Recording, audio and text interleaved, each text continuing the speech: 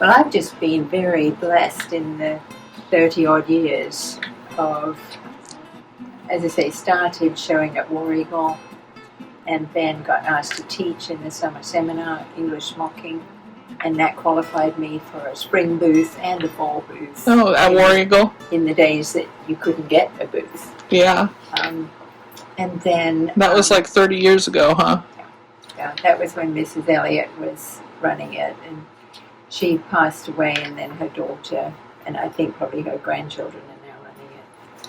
But, it's been years since Richard and I have been to War Eagle. We went and did, when we had a weaving business, we wove rugs and took them down to sell them to War Eagle. And either mud or dust was there. Yeah, it was fun. It was kind of, we felt like you're kind of like, I don't know, gypsies, because you had tents that you were staying in. And, and every year you go back and see some of the same people. Right. It was fun. And we didn't make much money, but it was fun. We used to sell stuff down in Eureka Springs. We'd take stuff and sell it wholesale down there too. Right. I think the Ozark shop is where we sold most of it. Right. We'd bring a pile of rugs and take them down, and she'd look at them and take most of them. Right. Yeah. Well, we ended up getting a booth at Silver Dollar City, and then I would have a booth at War Eagle and Silver Dollar City. The one weekend of War Eagle. Mm. So my husband and my sister came from England, and she and he would run War Eagle, and you know how the ladies would come through War Eagle and then come on to Silver Dollar City or vice versa. Yeah. So we'd send messages back and forth. Are you going to Silver Dollar? Could you tell them to do something? Yeah. So it was kind of fun, but just crazy. You're probably glad to be able to do it this way. Well, it's, as I say, it's just doors have opened to teach. The locker hooking has been very, very popular. The quilters have got so much fabric, and, estate sales and thrift stores, and, people bring me bags of fabric. Really? Yes, because it's like people pass it on. Yeah. So the locker hooking uses so much fabric. It uses a lot, doesn't it? And it doesn't matter about the design, just the colour. Yeah. So it's worked. We've demoed it a couple of years now at Silver Dollar City, but we'll probably demo that again this year. But I'm probably going to do some more kits with Christmas ornaments and change it up. You have a website, right? Yes and no. Do you do Etsy or sell any of your stuff on that? Do you, most of your stuff you sell through Silver Dollar City or? We have walk-in retail here. I wholesale, and then we do Silver Dollar City and a few local shows. But it's, somehow the lights stay on. Totally understand. We had a shop for a little while, but it was really hard to keep it going. It was we were living in Mountain Grove, and that's a smaller town, and didn't get a whole lot of traffic. Well, this location is halfway between Big Cedar Lodge and Dogwood Canyon. Yeah. So and on the way to Eureka Springs too. Any guests who were going from one to the other who happened to be fabricaholics, yeah, and they back in, and here they come. So I've actually ordered another big flag to hang out from that says fabric.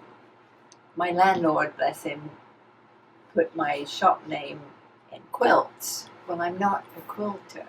So I get a lot of folk come in going, can we see your quilts? Oh. And I have a few, but not a lot. Not a lot. You have to have the right size and the right color for that client. So anyway, we're going to push fabric, which seems to be the magic word for ladies. Do you do mostly locker hooking then? When you're doing stuff for your, stuff that you do, is that what you do most of? I make these sweatshirt jackets and wrote the pattern for these. These are sweatshirts with random patches, raw edge, on them. and wrote the pattern for that in the year 2000. And it's come back around. So all the ladies are telling me it's boho. Yeah, Oh, And really? that's what they consider it I now. said, I live in Blue Eye. I don't know what boho is.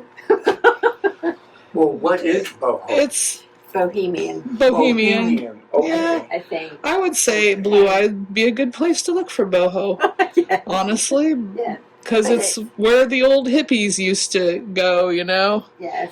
But this, as I say, I wrote the pattern in the year 2000. Wow.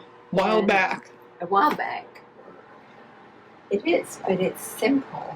And a beginner quilter Could do that. I don't wear one of these unless I'm going to a show. If I go grocery shopping in this, I get stopped. You do. Yes.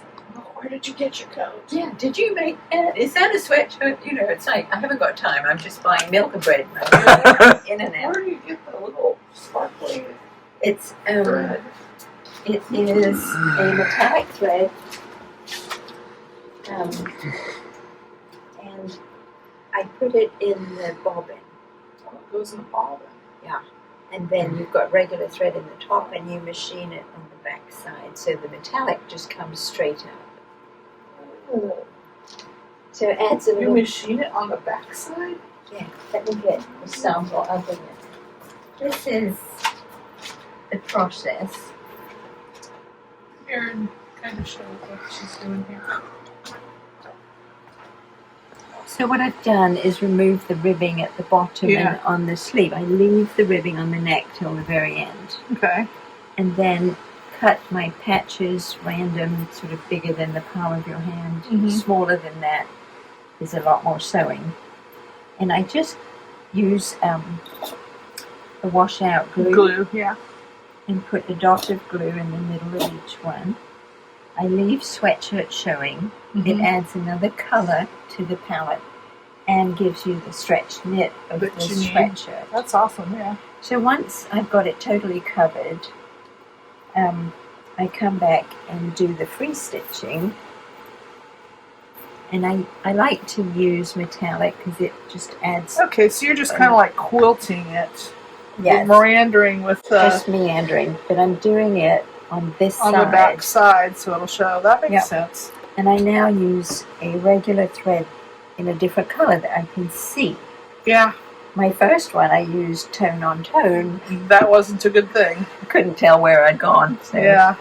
You know, you kind of learn. Where do you get your metallic thread from? Is there a company that sells it? Or? I've about bought out the Wirelite Candlelight thread. It was from Japan, but their machine has broken and they can't make it anymore. No. So now I also carry Razzle Dazzle, which is a Ricky Tim's metallic. But is it not as good? It's all that's available. So you use what you got to use. Yeah. Do you sell the thread? I sell the thread. We have fabric kits to make the jackets. You got some beautiful fabrics. Well, my fabrics tend to be more for clothing. Yeah. I buy with an eye for color, for wearables. Right. Not for bedding, like quilt making. Right. That makes sense. So we have a lot of pretty florals, and so the kits are like $24.95, and this is half a yard for your cuff and binding, and then 7 bats for the body. But you can just select half a yard of your fabric, and then pick up all your scraps that are peach or whatever color you're going to go with. I like your colors, though. I like your color palettes. They're really pretty. I'm getting good. You're getting good. You are getting very good, yeah. You know, it's just, and then if I can just show you once you've done all the free stitching, this is a 6-inch strip.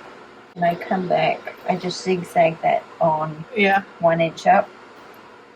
And then sew this back, and you've then got a cuff. And the deal is, you know, my customer is an unknown woman.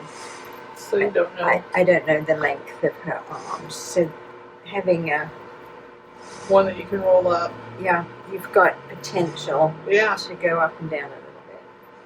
they're really pretty though. I really like them a lot. Yeah. So this is my entire inventory.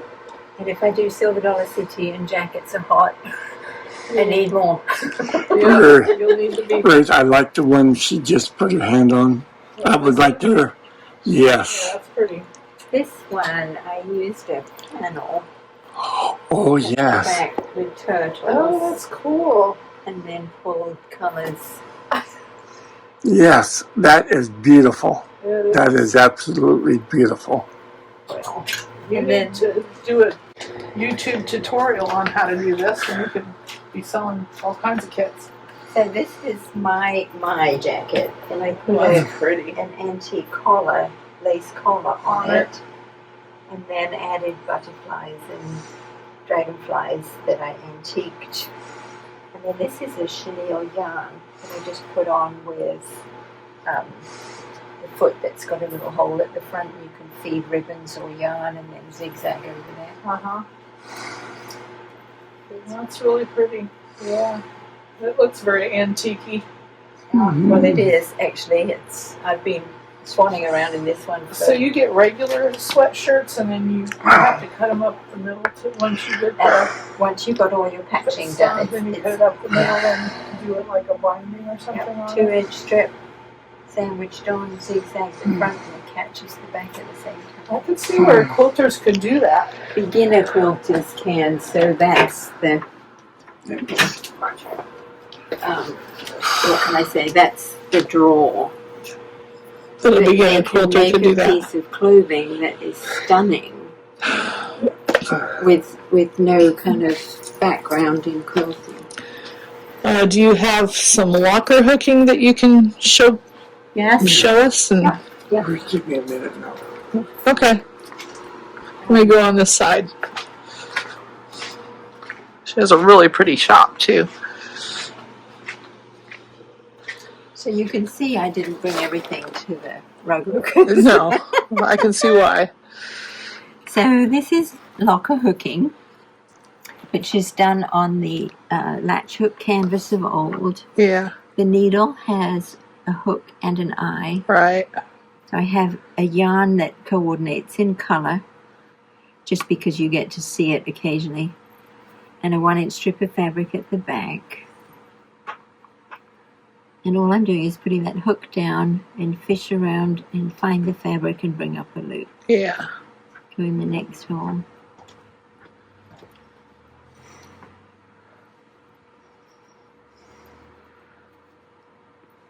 And you get a sort of a uniform height after you've You've done a few of done a them. few.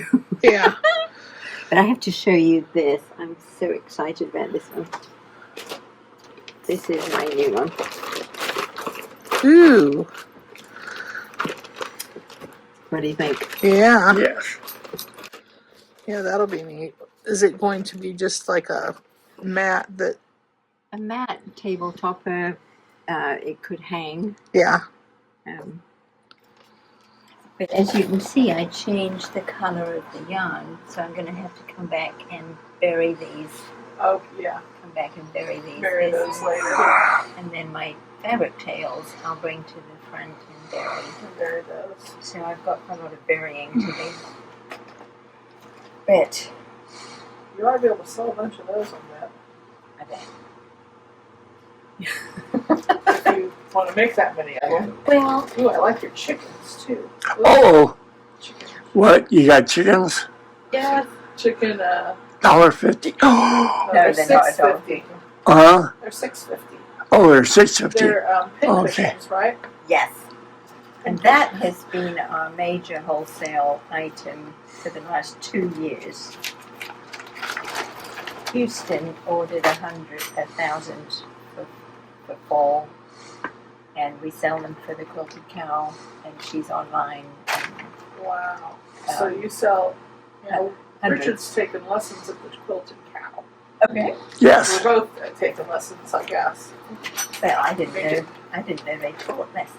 Yes. They teach quilting. Richard's not ever quilted before, so he's worked on his first quilt, and about got that one done, and we've started another one. He's going to finish the one he's got and take it to his sister. We're heading out to South Carolina next week. Right. And then he's going to take that one to his sister. So I never thought I would like this until I felt it. And when this is such a rough canvas, but when you put this with it, it's just nice and soft and more pliable. I just really like this has been in the washing machine and oh the wow! dryer. You can't even tell there was something stiff in it. It takes the glue out of it. The canvas. Yeah, I have some of this canvas and I have one of these. I'm going to try it. I just haven't got to it yet. Right. But you had a book about it at the rug hooking thing. Do you still have any of them? I thought I would get a book from you before I go. Yes. Yeah. So,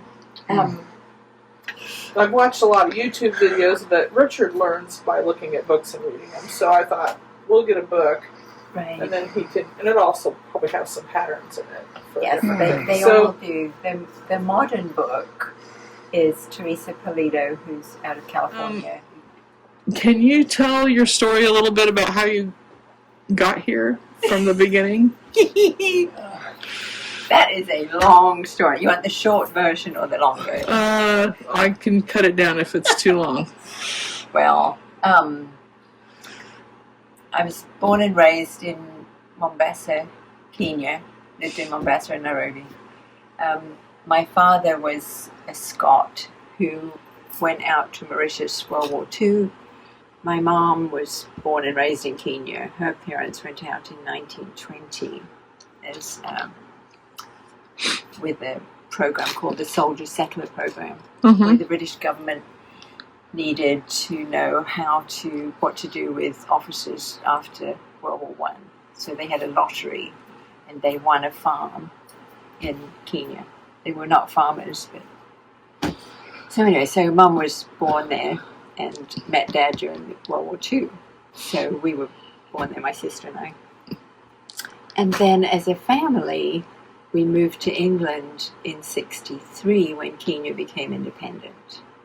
Loaded up the grandparents in the parakeet and went to live in England. How old were you at that time? I was 12. I figured you were pretty young. 13, yeah. Hated England. You did. Well, it was cold. Cold and damp, I guess. Everybody talks about the weather. And everything is so condensed. You know, you have a childhood of Africa. Yeah. And then you go to England. And it's like and you have everything in Missouri. Everything is in a state, a country the size of Missouri. Yes. It's like really little. So you sit with your legs crossed and you keep your elbows in anyway. Yeah. So, my sister, we were there 8 years or something. Can't remember actually. But I couldn't wait to get out of England. And, my mom said I had to have some skill before I left England. So she had been a secretary, so I had to become a secretary. So, long story short, my father had been applying for different postings back overseas and eventually got one he wanted, which was in the South Pacific, in the Solomon Islands on the island of Guadalcanal. So he, bless him, bought me a one-way ticket to the Solomon Islands because the government considered me an adult. I was 18, 19 and no longer dependent. Mm-hmm. In fact, I had nowhere to live and my parents rented their house. It was beside the point. So my first job out there was with a Japanese fishing company that had just come in. They were the first people after World War II to come in. I had taken a secretarial course at the London Chamber of Commerce private secretaries, and I failed because my shorthand was not fast enough. So my first job is with Japanese people who don't speak English. Yeah. Great. I was the only woman in a company of 700 men. Wow. I could do no wrong. Absolutely no wrong. I was sort of sister, wife to everybody. I was woman to them. Yeah. and they were a tuna fishing company. So anyway, so I worked for them for several years and ended up getting on a sailboat with an American fellow on a trimaran and joined him and sailed to Australia. I'd never sailed in my life before. Kind of took a long dress to wear on the deserted island and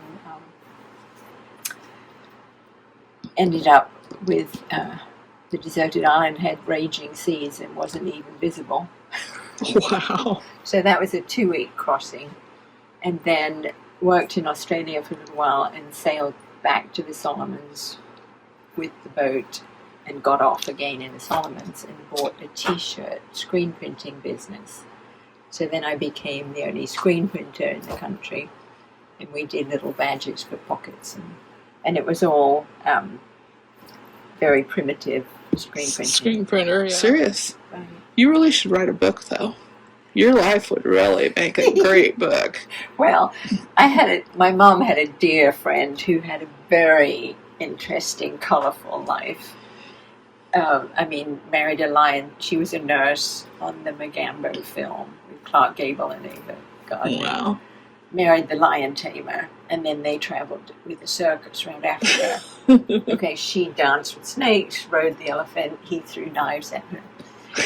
Everybody said to her, Nano, you need to write a book. And she's like, I have to wait till everybody I know is dead. Is dead. Yeah. So it's, but I live in Blue Eye, and a lot of folk here haven't traveled. Right. And so it's a learning curve for me. To be in a little town. Right. How long have you lived here? Coming up 8 years. One thing I probably need to share with you, probably the major blessing I got was I got an email from Buttrick Patterns. Really? Saying, would I be interested in a licensing agreement for the jacket pattern? Wow. And I said, I live in Arkansas. What does that mean? Yeah. So what they did, they bought the concept. Uh-huh. They wanted 5 jackets to photograph. They couldn't put it on a sweatshirt, so they sold a pattern for the front, the back, the sleeves of material, and then the patch process. On top of it, yeah. So they bought the jackets, photographed them, and then sent them back to me. The blessing was, a lot of crafters told me that these big companies came to the craft shows and kind of stole an idea. Uh-huh. These people actually sent me a check twice a year for several years. They put this on the front of their catalogue, came back to me and said, I did recommend that they did children separately, Uh-huh. which they did. So they came back to me and said, it's running second out of 42 new designs. Wow. What else do you have? So I was like, Lord, we need something else. Because this came about through prayer. We were in debt for millions of dollars. We had a Christmas tree farm, a shiitake mushroom farm, and a azalea farm. Oh my gosh. And I'm sewing as fast as I can, Yeah. which doesn't cut it. No. So I prayed for something that was going to fly. This flew with guess. nothing. So the second pattern I wrote was this one, which is a feature fabric On it. Sweatshirt material. but it makes you look 5 pounds thinner Ah. with no dieting and no exercise. So they sent me money for that as well, but it didn't fly like the patch. The first one did, yeah. And the last check I got from them was for $1. So I figured it's done. You've had a good run. It Yeah. gave me credibility. Oh yeah. I'm not a pattern designer by trade, But it was a concept that we took to Paducah. 400 women said, I want the pattern for that. I'm like, it's just a sweatshirt. You just cut it open and, no, we want the pattern. Okay. So I wrote the pattern and we sold lots and lots and lots of patterns. So is that one there, the one that you wrote? Yes. Yes. So That is so cool. 2000. That's the year that you wrote it? Yeah, a long time ago. And I tell people I was not an ego trip, that I'm the model. I was the cheapest model we could find, and Jem took the picture. So, It's a pretty picture. And is that the one that you made for yourself? Is that the same one, or is it a different one? no, same style. It's Same style, just a different. This has got more embellishment on Yeah. it. Well, I may have to get one of these too. I want to get Yes. one of these and get a Do that. The locker. Because I was going to ask you. loop and lock yet. Do you take Yes. cards, I hope? Oh, yeah. Okay. So this is Oh, the one. yeah. This is how to, plus loads of Ideas. ideas. Yep. Ruth, can you get that book? Yes, I had planned on doing that. Oh, okay. Well, then I'll shut up. This takes... And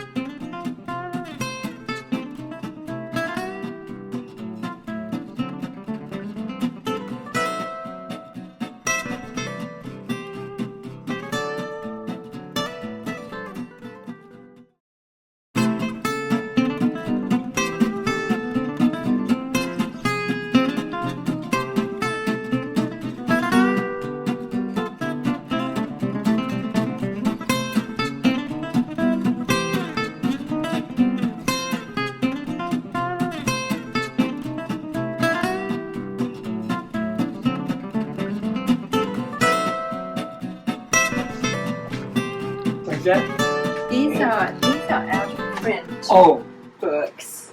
okay. MCG Textiles were the people that used to make the canvas. Oh, okay. So this girl, Kathleen Carpenter, wrote the books for them. Oh, okay. And these are now out of print, but this one has the double wedding ring Oh, yeah. pattern in it. Oh, okay. And mainly these are rugs. Yeah. Okay. They're really cool, though. I mean, rug hooking takes quite a bit of material, too, but... Yes. So these are, again, not available anymore. This is MCG Textiles. And they have the canvas, the needle, and the pattern. Oh, wow. And it gives you the yardage of which colors, how much of each color you need. Oh, okay. So, yeah. Well, we really appreciate you giving us your time. It has been Yes. fun to come down here. Thanks for watching the video. Please leave comments and let us know what you liked about this video and what other things that you'd like us to make videos on. Please subscribe. It helps us a lot. We're trying to build a community of retirees and crafters and people who can connect. So we very much appreciate you being here.